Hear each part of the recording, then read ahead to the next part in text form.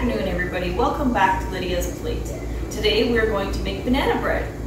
So it's also going to be a bake and clean with me. I have bananas ready, and as per is normal at our place, the dishwasher is running. So I'm going to take you along as I make banana bread. So I have enough bananas here for 2 batches of banana bread, so let's get started.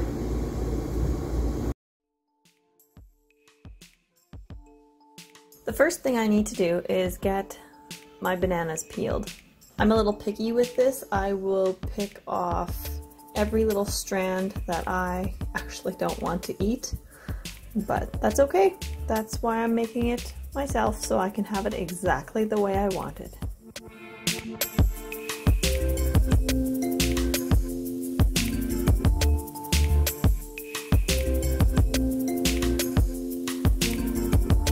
There we go. Now that they're all peeled, they need to be mashed.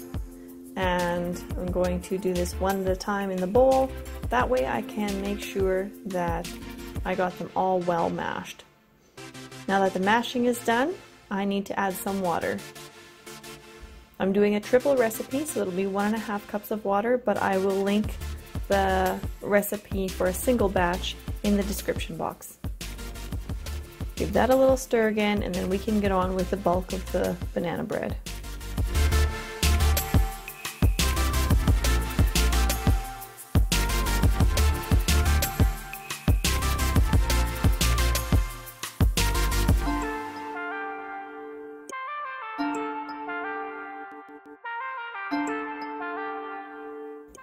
I prefer to use lard, so I'm using our home rendered lard here to start the banana bread. I've used margarine before, but I find, just my personal preference and my experience, I have found that the lard gives a moister muffin. Next we need some sugar, and we'll give that a little mix, and then we'll add the eggs, because the eggs will really help to bring the sugar and the lard all together into a nice creamy mixture.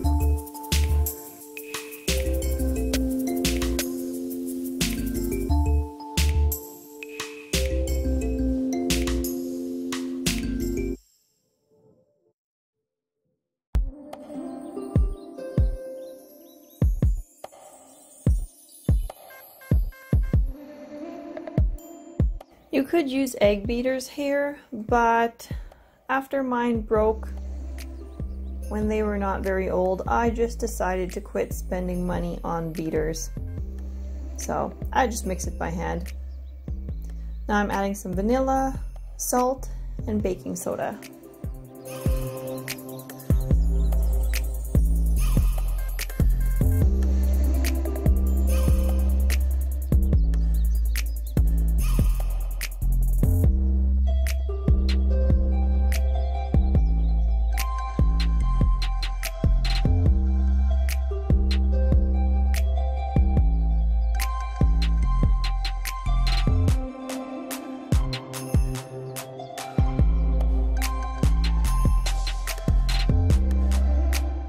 Next comes the flour, and once we've got this in and stirred it a little bit, we can add the banana water mixture into there and get it all fully combined.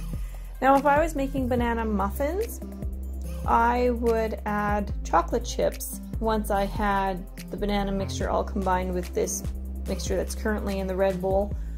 But I'm making banana bread and I don't like chocolate chips in my banana bread, so we're gonna skip that part today.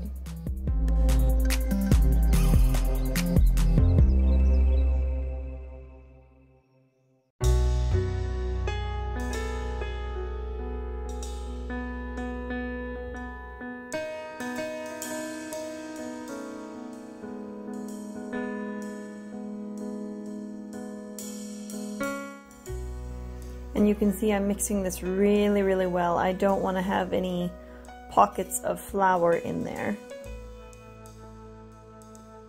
Alright, tidy up my workspace and we'll find those loaf pans and some parchment paper and get that ready to go so we can fill it up with batter.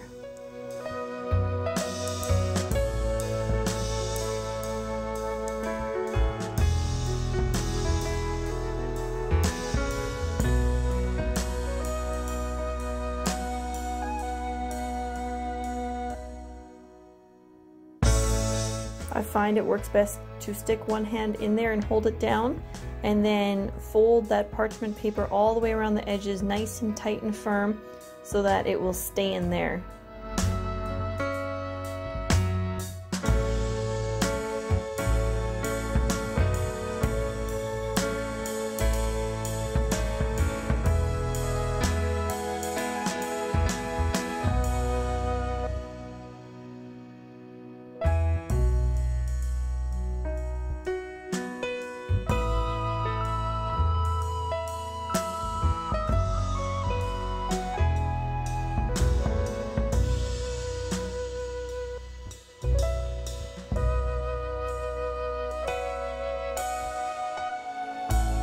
Alrighty, that's all done, so I'm going to scrape off my spoon, and as always when I scrape off that spoon I find that there are a few ingredients that didn't fully incorporate because they got stuck on the spoon, so I'm quickly mixing those back in.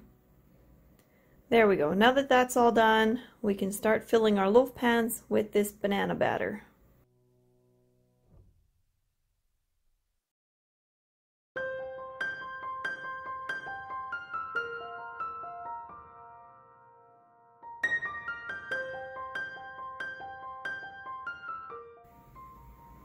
Give them a little shake to make sure that they're all packed down, no air bubbles in there. Then we start the oven and put them in.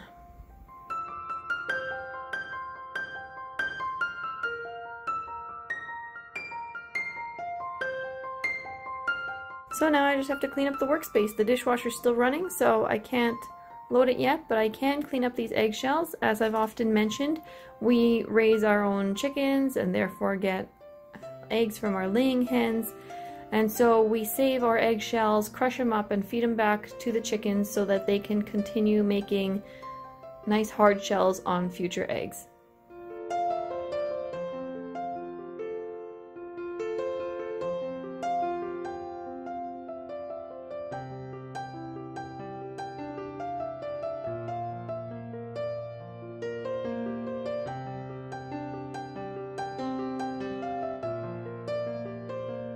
Alright guys, let's see how this banana bread looks.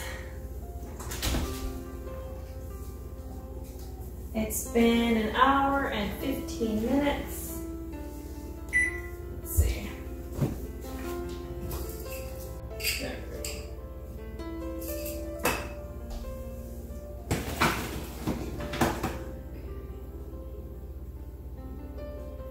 There we go. It's coming pretty clean.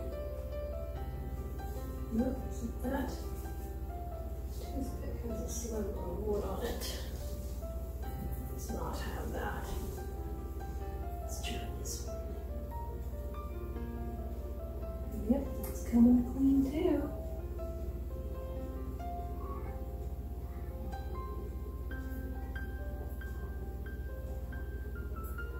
Yep, it's clean.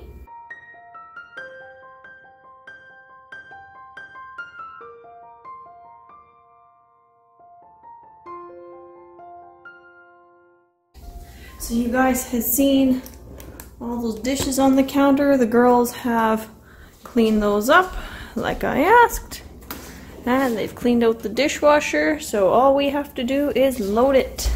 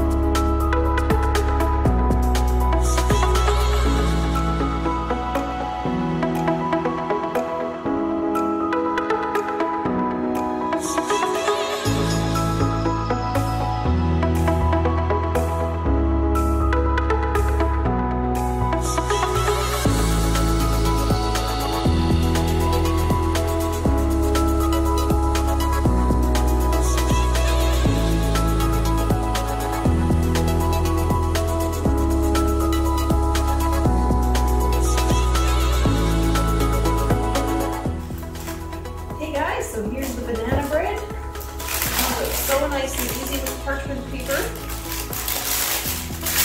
Let's cut it open and see how it looks.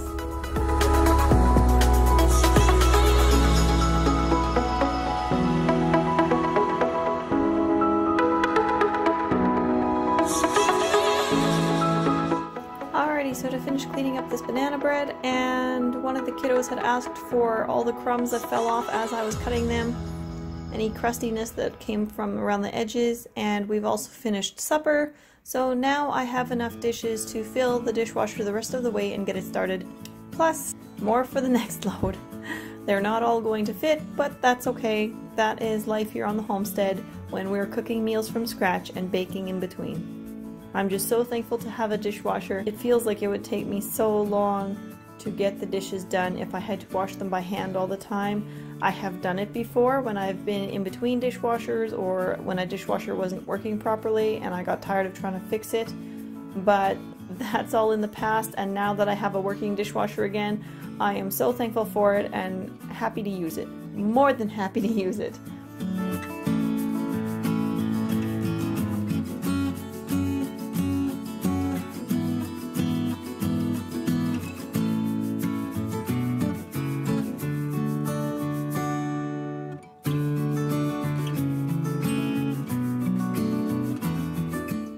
So as always guys, thank you so much for watching. Your support means so much to me.